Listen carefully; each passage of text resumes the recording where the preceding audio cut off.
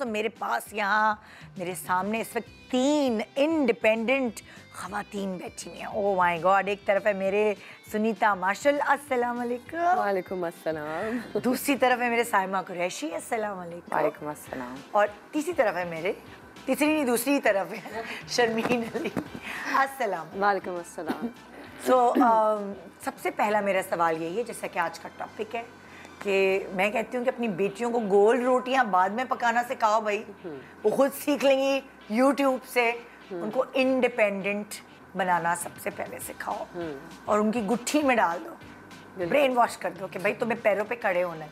सो ये वाली सीख आपकी अम्माओं में से आप किसने दी थी? मतलब लाइक सारी अम्मा, ये एक तो ये कि आज का टॉपिक बहुत अच्छा है और बहुत ज़रूरी टॉपिक है। बिल्कुल, बिल्कुल। और हमारी जो ख़वातीन हैं उनको तो लाजमी ये वाला शो आज का ज़रूर देखना चाहिए। हाँ। और जहाँ तक यही टैलेंट की बात आ रही है, कुछ टैलेंट तो नेचुरली इनबॉर्न होता है, गिफ्ट होता है अल्लाह मियाँ की तरफ से। दूसरा, आपको उस टैलेंट को पॉलिश करना होता है। सबसे पहले तो आप रिकग्नाइज करें कि आप में वो कौन सा टैलेंट है। लेकिन उससे भी पहले जब आप बिल्कुल यंग स्टेज में होते हैं, उस वक्त आपको समझ नहीं आ रही होती कि हमने आगे जाके क्या करना क्या है। जो हमारी दोस्तें कर रही होती हैं, हमें लगता है हम भी वही करेंगे, वही करेंगे कि हम उनके साथ रहे जब हमारी इमेच्योर एज होती है। सो मतलब लाइक जो हम अब सोचते हैं अपनी बेटियों के लिए, क्या आपकी माँ ने भी सोचा था? हाँ, मेरी अम्मी तो हमेशा से कहती थी कि मतलब हमारे घर में यही बात होती थी कि अच्छा अभी ये पढ़ रहे हैं तो आगे जाके क्या बनोगी। हाँ। कभी भी ये बात नहीं हुई कि अब शादी इस एज पे करनी है। हाँ। शादी का टॉपिक तो छिड़ता ही नहीं था हमारे घर में ना। यही होता था कि भाई आगे जाके क्या पढ़ना है।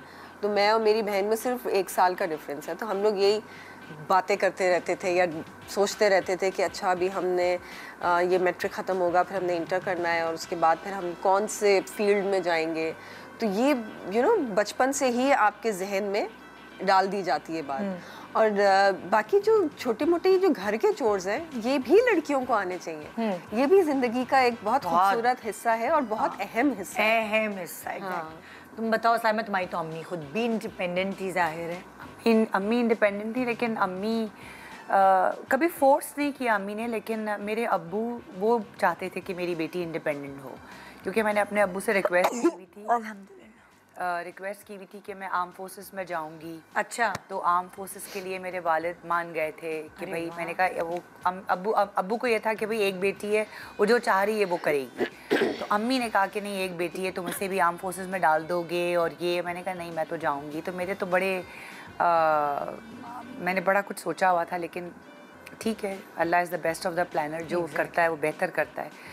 तो बस वो आर्मी में तो मैं नहीं गई, खैर वो फिर बहुत जल्दी मेरी शादी हो गई। वो भी वालदा की थी कि भाई करवा दो। कितने ब्लेस्ड होते हैं वो लोग जिनकी अम्मी के बजाय अब्बू ये बात सोचते हैं। जी, मेरे अब्बू, मेरी बेटी को कुछ बनाना है। मैं अपने अब्बू के लिए तो मैं एक लड़का थी। वो कहते थे मेरी बेटी नहीं है, मेरा बेटा है। तो वो मेरे साथ खड़े रहते थे कि जो बोलेगी मेरी बेटी मैं वो करूँ, क्योंकि मैंने उनसे यही कहा था कि मैं आपको कभी लेट डाउन नहीं करूँगी। तो वो मैंने जो कॉन्फिडेंस दिया, और वो देखते भी थे कि बड़ी टॉम बॉयज सी है, तो जो चाहती है वो करे।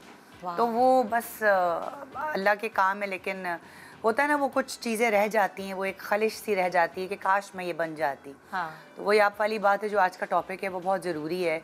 और मेरा ख्याल से आजकल की लड़कियां माशाल्लाह खुद सोचती हैं कि हमें इंडिपेंडेंट होना चाहिए, लेकिन ज़ाहिर है जब फैमिली की तरफ से सपोर्ट नहीं आती तो फिर बहुत सारी डिस्ट्रैक्शंस हो जाती हैं, और फिर वो बेचारियाँ बहुत ज़्यादा सोचती हैं कि हम क्या करें।